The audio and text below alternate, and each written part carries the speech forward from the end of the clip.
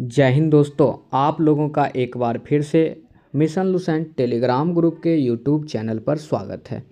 आज हम लोग ज्ञान बिंदु जीएस एकेडमी के द्वारा लॉन्च किए गए बिहार पुलिस और बिहार दरोगा का टेस्ट नंबर 11 के सभी 100 प्रश्न को देखेंगे। दोस्तों, सभी प्रश्न परीक्षा के दृष्टिकोण से काफ़ी महत्वपूर्ण होने वाला है, तो आप लोग वीडियो के अंत तक सेशन में बने रहिएगा। कोशिश कीजिएगा मेरे आंसर करने से पहले आप लोग आंसर करें और लास्ट में कमेंट बॉक्स में कमेंट करके बताइएगा कि आप कितना स्कोर कर पा रहे हैं। पहला प्रश्न है, उत्कल प्रांतीय किसान सभा के नेता या अध्यक्ष कौन थे? तो इसका आंसर हो जाएगा मालती चौधरी। उत्कल किस राज्य का पुराना नाम था? तो ओडिशा का पुराना नाम था। इसको भी आप लोग याद रख लीजिएगा। अगला प्रश्न है, विजयनगर के किस शासक को एक शिलालेख में गजबेटकर यानी हाथी का शिकारी कहा गया है? तो देवराय द्वितीय को। आगे है, सल्तनत काल में गुप्तचर विभाग के प्रमुख अधिकारी को क्या कहा जाता था? तो आंसर हो जाएगा बरीद ए मुमालिक। अगला प्रश्न है, शेख बुरहानुद्दीन गरीब ने चिश्ती संप्रदाय के प्रचार के लिए दक्षिण भारत में निम्नलिखित में से किस स्थान को अपना मुख्य केंद्र बनाया था? तो ये हो जाएंगे दौलताबाद, ऑप्शन नंबर डी। प्रश्न संख्या 5 के प्रश्न को अब हम लोग देखते हैं फ्रेंड। 5 में है, मार्ले मिंटो सुधार के बारे में निम्नलिखित में से कौन सा कथन सही नहीं है? तो पहला है, इसे 1909 में पेश किया गया था, बिल्कुल सही है। अगला है, इसमें सांप्रदायिक प्रतिनिधित्व के लिए प्रावधान किए गए थे, यह भी सही है। 1 और 2 सही है। आगे है, जब विधेयक पारित हुआ तब जॉन मार्ले भारत के गवर्नर थे। नहीं फ्रेंड, मार्ले जो हैं ये भारत के उस समय क्या थे? सचिव थे। और जो मिंटो ये भारत के क्या थे फ्रेंड? तो गवर्नर थे। इसको याद रख लीजिएगा। तो ऑप्शन नंबर सी गलत है। आगे है, इस सुधार ने केंद्रीय और प्रांतीय विधान परिषद के आकार को बढ़ाया, यह भी सही है। तो गलत ऑप्शन नंबर सी आपका आंसर हो जाएंगे। आगे है, राधा स्वामी आंदोलन के संस्थापक कौन थे? तो शिव दयाल साहब इसके आंसर हो जाएंगे। आगे बढ़ते हैं, प्रश्न संख्या 7 के प्रश्न को देखते हैं। 7 में है, कुछ संवैधानिक समिति दिया हुआ है और उसके अध्यक्ष दिए हुए हैं। जैसे संघ संविधान समिति, इसके अध्यक्ष जवाहरलाल नेहरू थे। संचालन समिति राजेंद्र प्रसाद थे। मूल अधिकार संबंधी उप समिति जेबी कृपलानी थे। सर्वोच्च न्यायालय समिति एच वरदाचार्यार थे। तो 1 का 1, 2 का 4 और 3 का 2, मतलब ऑप्शन नंबर सी में है। 1 का 1, 2 का 4, 3 का 2 और 4 का 3। आगे है, इंदिरा साहनी बनाम भारत संघ के बाद में विनिश्चय के समय उच्चतम न्यायालय के मुख्य न्यायाधीश कौन थे? तो इसका आंसर जाएंगे M.H. Kania, option number A. प्रश्न संख्या 9 में है, ध्यान दीजिएगा। चुनाव के राज्य वित्तपोषण रिपोर्ट देने के लिए निम्नलिखित में से किस समिति को नियुक्त किया गया था? तो इसके लिए एक समिति आई थी, नाम था इंद्रजीत गुप्ता समिति। इसकी नियुक्ति की गई थी। ऑप्शन नंबर सी हो जाएंगे। आगे है, शुद्ध आय की गणना CAG द्वारा प्रमाणित की जाती है, जिसका प्रमाण पत्र अंतिम माना जाता है। निम्नलिखित में से किस अनुच्छेद में उल्लेख किया गया है? ये अनुच्छेद 279 में उल्लेख किए गए हैं। और CAG यदि पूछे ये किस आर्टिकल में, जिसे नियंत्रक एवं महालेखा परीक्षक कहते हैं, तो ये आर्टिकल 148 में है, ये याद रख लीजिएगा। प्रश्न संख्या 11, संविधान का हिंदी भाषा में अनुवाद प्रकाशित करने का प्राधिकार किसे प्राप्त है? तो ये राष्ट्रपति को प्राप्त है। अगला क्वेश्चन है, कन्हई चटर्जी द्वारा निम्नलिखित में से किस संगठन की स्थापना 1969 में किए गए थे? तो माओवादी कम्युनिस्ट सेंटर की स्थापना इन्होंने किया था। ऑप्शन नंबर सी इसका आंसर हो जाएंगे। आगे है, भारत के निम्नलिखित क्षेत्रों में किन में शेल गैस के संसाधन पाए जाते हैं? तो इसका आंसर हो जाएगा Cambay basin, Kaveri basin, Krishna Godavari basin. Option D उपर्युक्त सभी आंसर हो जाएंगे। आगे है हरियाली योजना संबंधित है, तो ये जल प्रबंधन से संबंधित है, याद रखिएगा। विश्व के 3 प्रमुख पुनर्निर्यात पतन में से कौन एक नहीं है? नहीं है पूछा है, तो देखिए सिंगापुर है, कोपेनहेगन है, रॉटरडम है, लेकिन कोलकाता नहीं है। ऑप्शन सी आंसर हो जाएंगे। आगे है सोनालिका, अर्जुन एवं कल्याण सोना उन्नत किस्म है, तो ये गेहूं की किस्म है। ये VVI प्रश्न है, इसको याद रख लीजिएगा। प्रश्न संख्या 17 के प्रश्न को देखते हैं। प्रश्न है सरहिंद नहर किस नदी से निकलती है? तो ये सतलज से निकलती है। ऑप्शन नंबर ए इसका आंसर हो जाएंगे। भारत में मानसून के प्रस्फोट के लिए किसे उत्तरदायी माना जाता है? तो ये पूर्वी जेट प्रवाह को उत्तरदायी माने जाते हैं। आगे है अधोलिखित में कौन सा कथन सही नहीं है? देखिए वन द्वारा ध्वनि प्रदूषण भी कम किया जाता है, सही है। विद्युत धारा के ऊष्मीय प्रभाव की खोज जूल ने की थी, ये भी सही है। वायवीय शोषण का अंतिम उत्पाद इथाइल अल्कोहल है, ये गलत है फ्रेंड। वायवीय शोषण का अंतिम उत्पाद जो है ये CO2 प्लस H2O होता है, याद रखेंगे। आगे ये गलत है, ठीक है। आगे है कार्बोहाइड्रेट का पाचन मुख से शुरू हो जाती है, ये सही है, तो गलत था ऑप्शन नंबर सी। प्रश्न संख्या 20 के प्रश्न को देखते हैं। पृथ्वी पर उपलब्ध पानी में मात्र कितना प्रतिशत पानी पीने योग्य है? तो 0.006% पानी पीने योग्य है। ऑप्शन नंबर डी इसका आंसर हो जाएंगे। प्रश्न संख्या 21, अभ्रक कच्चे माल के रूप में किस उद्योग में प्रयोग किया जाता है? तो ये विद्युत उद्योग में प्रयोग किए जाते हैं। संक्रमण रोधी विटामिन किसे कहते हैं? विटामिन ए को। आगे है वैज्ञानिक समाजवाद का जनक किसे कहा जाता है? तो कार्ल मार्क्स को, याद रखिएगा। हिटलर का प्रचार मंत्री कौन था? तो गोबेल्स थे। हिटलर का प्रचार मंत्री कौन थे? गोबेल्स थे।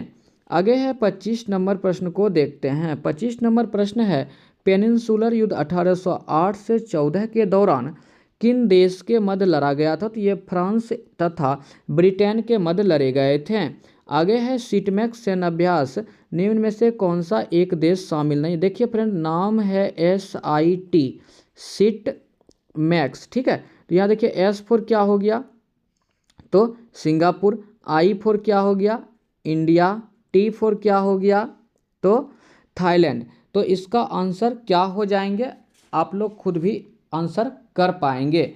इसमें श्रीलंका की नाम नहीं आई है, तो ऑप्शन नंबर डी इसके आंसर हो जाएंगे, ऑप्शन नंबर डी। और वहीं यदि सिलीनेक्स पूछे इसमें कौन से देश हैं, तो SL से श्रीलंका हो जाएगा, ठीक है। IN से इंडिया हो जाएगा, याद रख लीजिएगा। सिलीनेक्स पूछेंगे तो भारत और इंडिया प्लस श्रीलंका, और सीटमैक्स पूछेंगे तो भारत, सिंगापुर और थाईलैंड।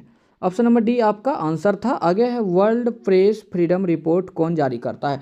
तो रिपोर्टर्स विदाउट बॉर्डर्स जारी करते हैं। Option number C. 2025 में भारत की रैंक जो है 151 है, याद रख लीजिएगा। भारत की रैंक कितना है? 151। चलिए आगे बढ़ते हैं। अगला प्रश्न है विश्व का सबसे विस्तृत जल डमरूमध्य क्या है? तो डेविस जल डमरूमध्य है, ऑप्शन नंबर बी इसका आंसर हो जाएंगे।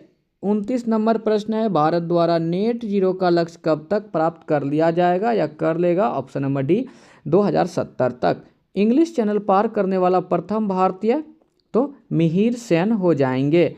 आगे विश्व में सर्वाधिक लवणता पाई जाती है, तो ये वान झील की है जो कि तुर्की में स्थित है। इसकी लवणता 330% है, याद रख लीजिएगा।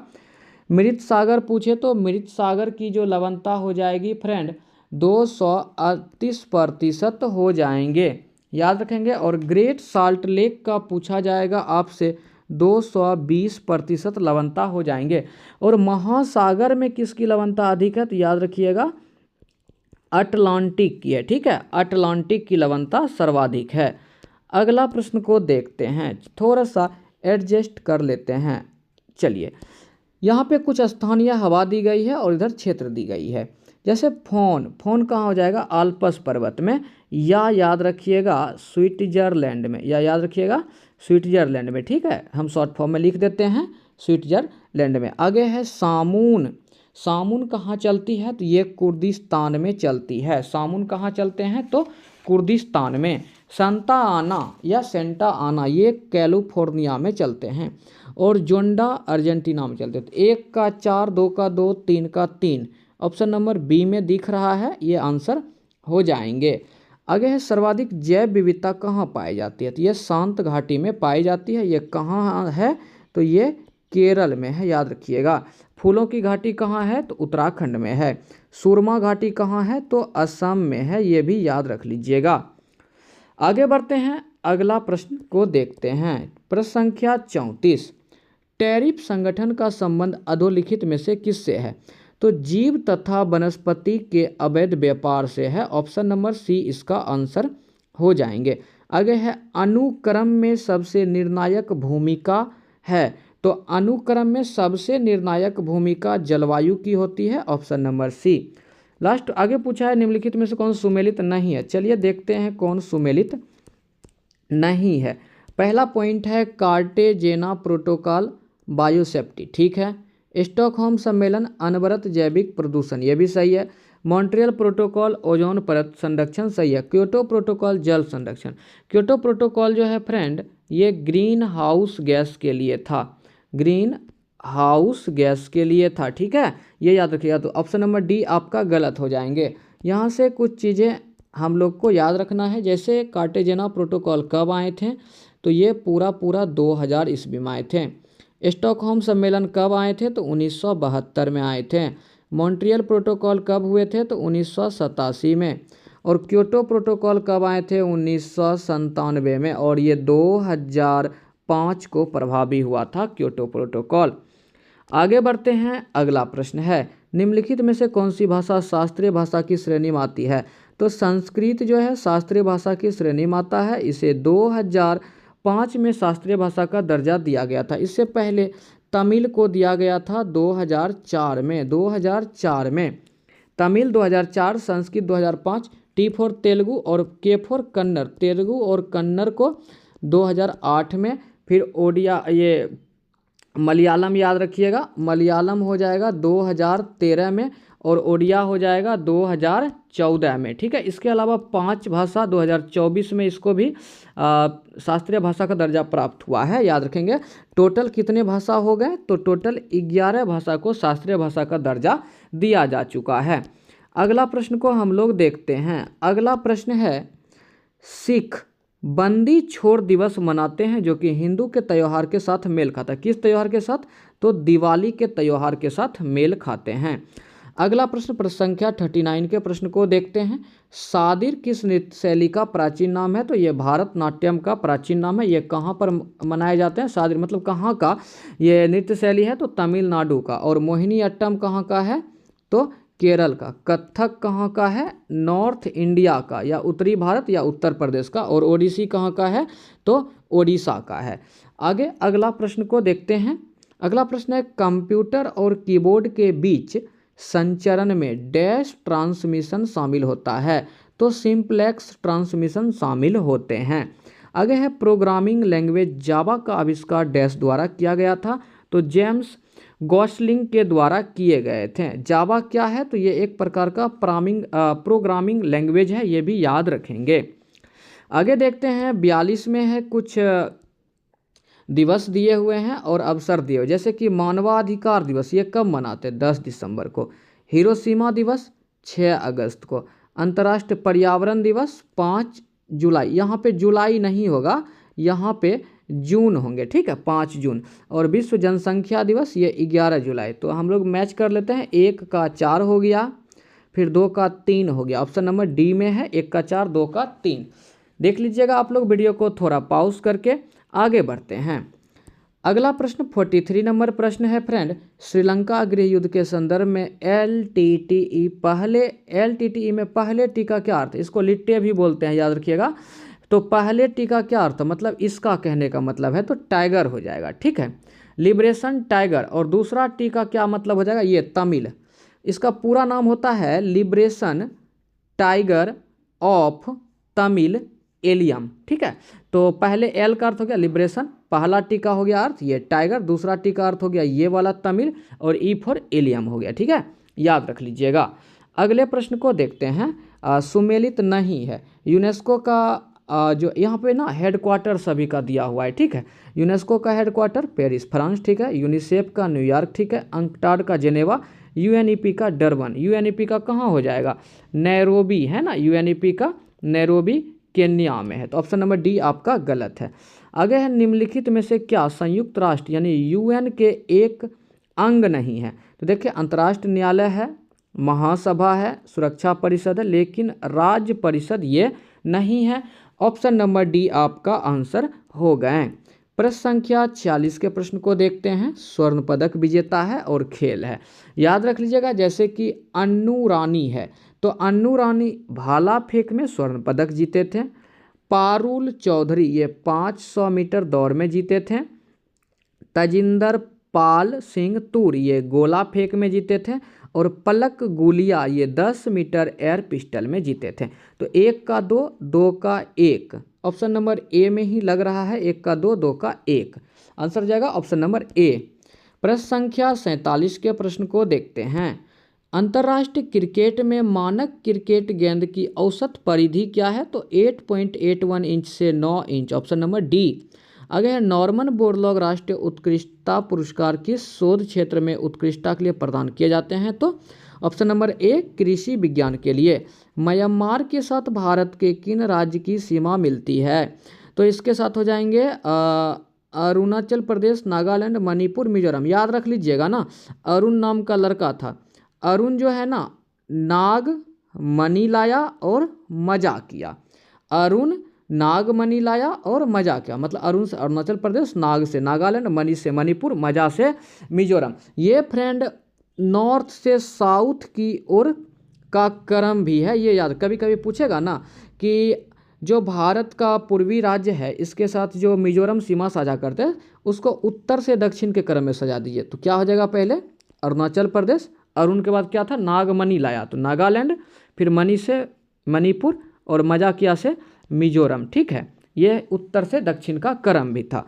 चलिए प्रश्न संख्या 50 के प्रश्न को अब हम लोग देखते हैं। प्रश्न है मुख्य केंद्रीय क्षेत्र पृथक करता है। देखिए मुख्य केंद्रीय क्षेत्र पूछा है, पृथक करता है, तो बृहद हिमालय तथा लघु हिमालय को, जिसे हम लोग क्या बोलते हैं, main central thrust, main central thrust, ये बृहद हिमालय को लघु हिमालय से अलग करते हैं। वहीं बोलेंगे लघु हिमालय को शिवालिका से कौन अलग करता है, तो main boundary fault, main boundary fault. याद रख लीजिएगा, दोनों प्रश्न काफ़ी महत्वपूर्ण है। तो मुख्य केंद्रीय क्षेत्र पृथक करेगा बृहद हिमालय तथा लघु हिमालय को। आगे है मणिपुर पहाड़ियों से घिरा इम्फाल बेसिन एक सुंदर उदाहरण है, तो सरोवरीय मैदान का ये एक सुंदर उदाहरण है। आगे है सिंधु नदी को लगभग 2500 वर्ष पूर्व ईरानी और यूनानी द्वारा क्या कहा जाता था, तो हिंदोस कहे जाते थे।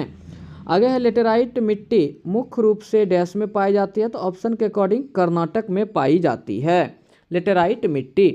अगला प्रश्न प्रश्न संख्या 54 के प्रश्न को देखते हैं। प्रश्न है निम्नलिखित में से कौन सा पर्वतीय वनस्पति में पाए जाते हैं, तो ये चीड़ हो जाएंगे, ऑप्शन नंबर सी। सर्वोच्च न्यायालय किसी व्यक्ति अथवा संस्था को उसके दायित्व के निर्वहन हेतु जो लेख जारी करता है उसको परमादेश कहते हैं, परमादेश कहते हैं, याद रख लीजिएगा। आगे निम्नलिखित में से भारत में मौलिक कर्तव्य कौन सा है, तो ऑप्शन नंबर बी आंसर होगा हमारी मिली जुली संस्कृति की समृद्ध विरासत को संरक्षित करना। मौलिक कर्तव्य कहाँ से लिया गया है, तो ये रूस से लिए गए हैं। और वहीं मौलिक अधिकार पूछेगा तो ये कहाँ से लिए गए हैं, तो ये यूएसए से लिए गए हैं, याद रख लीजिएगा। प्रश्न संख्या 57 के प्रश्न को देखते हैं। भारत के निम्नलिखित राष्ट्रपतियों में से कौन ट्रेड यूनियन आंदोलन से संबंधित थे, तो बीबी गिरी, और इसी के चुनाव के समय में दोबारा मतगणना करना पड़ा था। ठीक है, गणना दोबारा करना पड़ा था बीबी गिरी के समय में ही, याद रखिएगा। आगे है भारतीय नवाचार प्रोटोकॉल के अनुसार पूर्ववत क्रम में निम्न में से कौन आएंगे, तो अपने राज्य के राज्यपाल आएंगे। संविधान के प्रावधान के अंतर्गत पंचायत चुनाव कराने का निर्णय कौन लेता है? तो पंचायत का चुनाव राज्य सरकार कराते हैं और पंचायत चुनाव की चर्चा 243 का के में है, इसको भी याद रख लीजिएगा। आर्टिकल 243 का के में है।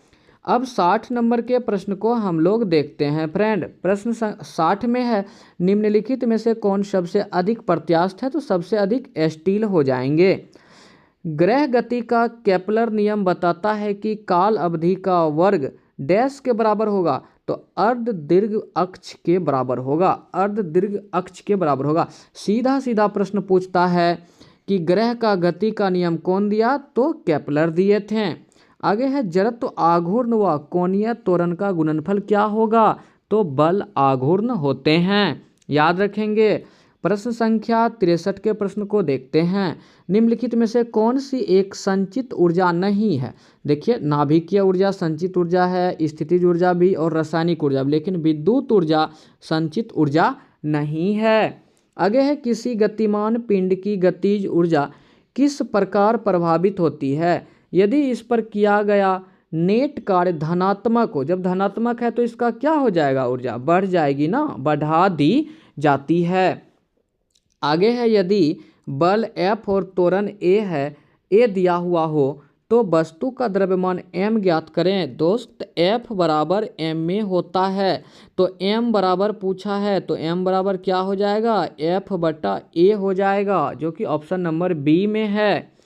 आगे देखते हैं, अगला प्रश्न है प्रश्न संख्या 66। आधुनिक आवर्त सारणी में धातु, उपधातु, अधातु किस ब्लॉक में पाए जाते हैं? तो पी ब्लॉक में पाए जाते हैं। और आधुनिक आवर्त सारणी किसने दिया था? तो मोसले साहब दिए थे, याद रखिएगा। कब?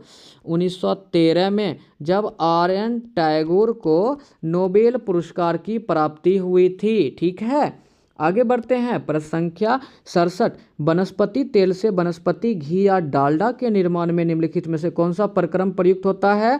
तो हाइड्रोजनीकरण प्रक्रम प्रयुक्त होते हैं। जियोलाइट क्या है? तो हाइड्रेट सोडियम एल्युमिनियम सिलिकेट हैं जियोलाइट। प्रश्न संख्या 69 के प्रश्न को अब देखते हैं। लौह अयस्क से लोहा के विनिर्यास में निम्न में से कौन सी प्रक्रिया सम्मिलित है? तो अपचयन प्रक्रिया सम्मिलित है। निम्नलिखित में से कौन एक संयोजी ऊतक का उदाहरण नहीं है? पूछा है। तो देखिए, रुधिर भी है, अस्थि भी है और स्नायु भी है, लेकिन त्वचा संयोजी ऊतक का उदाहरण नहीं है। इसमें याद रखेंगे, रुधिर जो है संयोजी ऊतक में तरल संयोजी ऊतक का उदाहरण है, ये याद रखेंगे।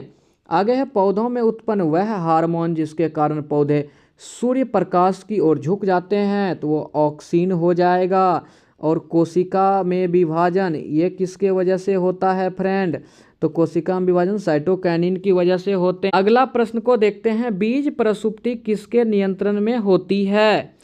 तो बीज प्रसुप्ति एब्सिसिक अम्ल के नियंत्रण में होती है, इसको याद रख लीजिएगा।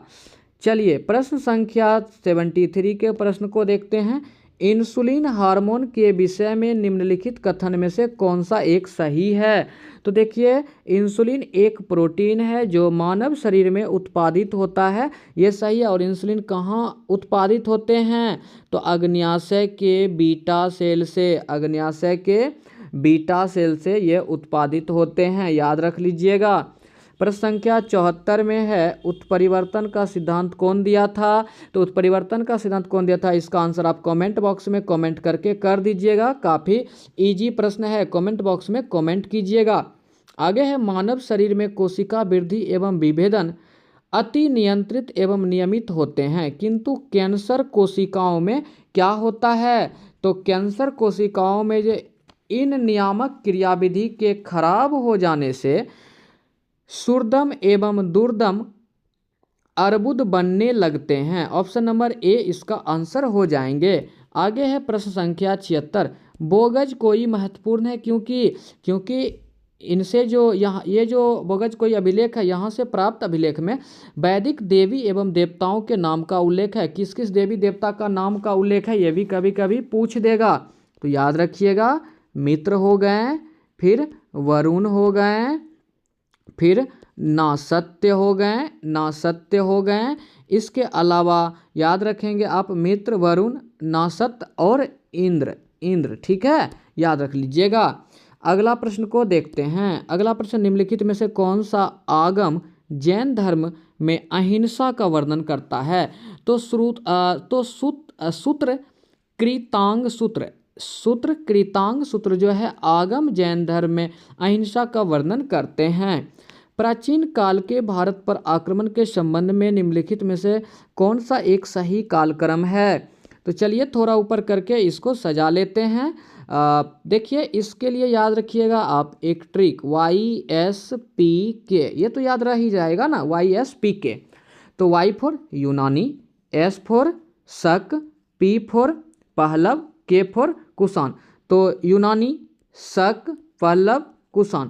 देखिए ऑप्शन नंबर किस में है? सी में, यूनानी, शक, कुषाण। यहाँ पर पहलव की चर्चा नहीं की गई है तो ऑप्शन नंबर सी ही हो जाएंगे, ठीक है।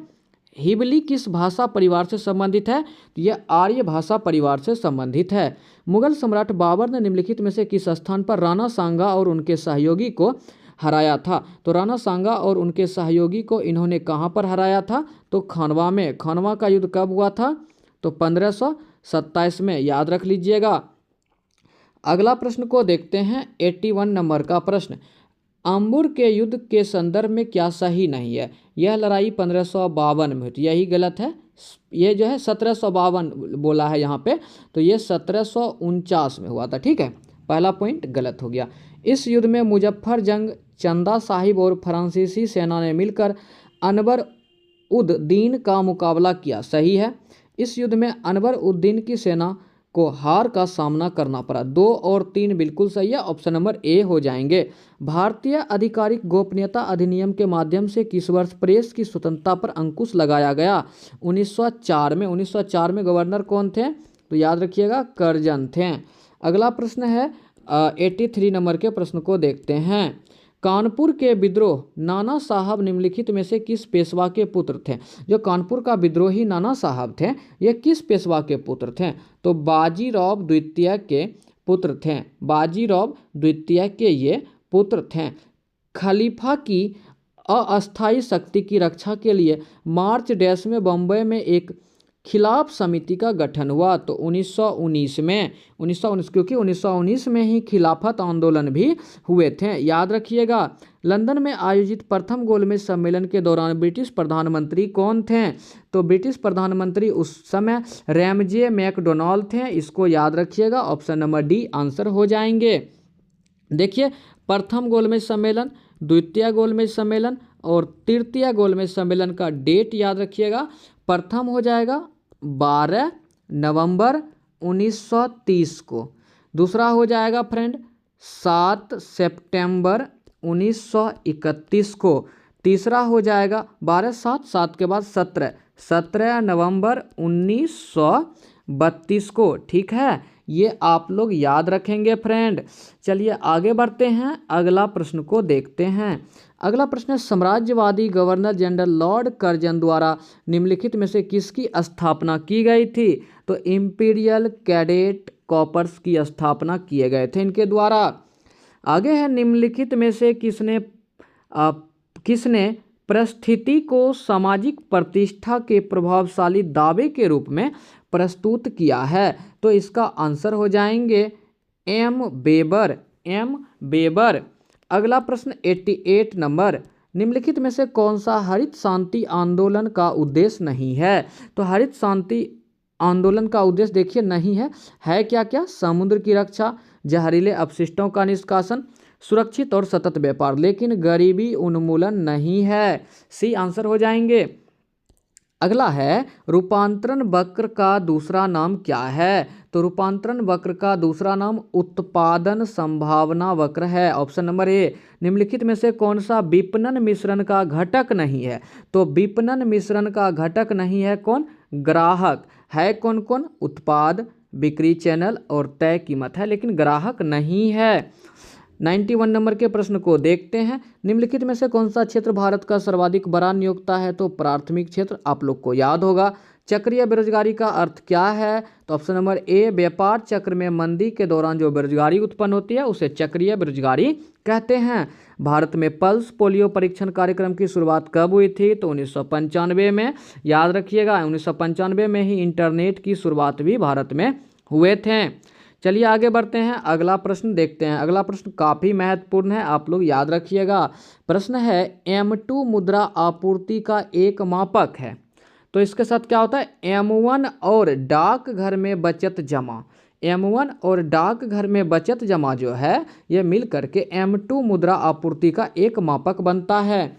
यहाँ पर आपसे पूछेंगे सर्वाधिक तरल मुद्रा कौन है? सर्वाधिक तरल मुद्रा पूछेगा तो M1 हो जाएगा। फिर M2 के बारे में यहाँ देख ही लिए। फिर पूछेगा व्यापक मुद्रा कौन है? तो M3 हो जाएंगे। और कम तरल पूछेंगे, कम तरल, तो M4 हो जाएंगे। यदि इसको बढ़ते से घटते क्रम में सजाने के लिए बोले तरलता के अनुसार तो M1 यानी कि सबसे ज़्यादा क्या हो गया? M1 हो गए, फिर उससे कम M2 हो गए, फिर उससे कम M3 और सर्वाधिक कम हो गए M4। ठीक है, ये याद रख लीजिएगा।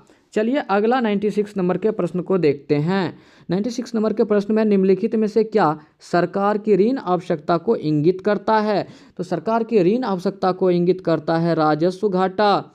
और इस बार राजस्व घाटा जो बजट पेश हुआ इसके अनुसार कितना है? 4.4%। ये बढ़िया क्वेश्चन है, इसे याद रख लीजिएगा। आगे है SEZ से क्या तात्पर्य है? तो इसका फुल फॉर्म होता है special economic zone, option number B. आगे 97 नंबर के प्रश्न को देखते हैं। 97 नंबर का प्रश्न है किसी अर्थव्यवस्था के भुगतान संतुलन खाते का संबंध डैश से होता है? तो बाह्य क्षेत्र से होता है, इसे याद रखेंगे। बिहार के किस क्षेत्र के संबंध में बसाती नूल उन्स एक मूल्यवान स्रोत है? तो ये तिरहुत के क्षेत्र के संबंध में। क्या?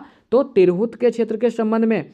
किस विद्रोह के बाद भागलपुर प्रमंडल के अंतर्गत संथाल परगना जिले का गठन हुआ था? तो संथाल विद्रोह के अंतर्गत। आगे बिहार के मानसून का आगमन होता है, मतलब बिहार में मानसून का आगमन, थोड़ा सा ऊपर कर लेते हैं, अब इसको सजा लेते हैं। बिहार में मानसून का आगमन होता है तो ये 15 से 20 जून के बीच होते हैं। तो फ्रेंड ये आज का आखिरी 100 नंबर का प्रश्न था। यदि आपको हमारा सेशन अच्छा लगा होगा तो एक लाइक अवश्य कर दीजिएगा। और अगर अभी तक आप हमारे चैनल्स पर नए हैं तो प्लीज़ चैनल्स को सब्सक्राइब करके बेल आइकन्स ज़रूर आप दबा दें ताकि अगला वीडियो जैसे ही अपलोड करें सबसे पहले वो आप तक पहुँचे। धन्यवाद।